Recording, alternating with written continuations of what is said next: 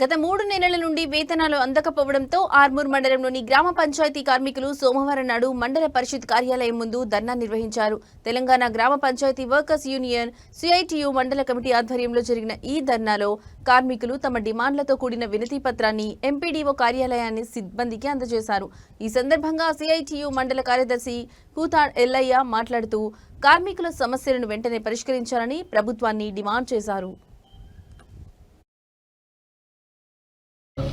తక్షణమే ఇప్పుడు ఏదైతే బతుకమ్మ పండుగ ఉన్నది, దసరా ఉన్నది, మరి వాళ్ళ అప్పులు సప్పులు చేసి ఇవాళ వాళ్ళ పిల్లలకు బట్టలు కొనే పరిస్థితి ఉన్నది. మరి చేసినటువంటి అప్పులు మాసము తులము ఉంటే కూడా అమ్ముకోనికి తీసుకొని వచ్చారు.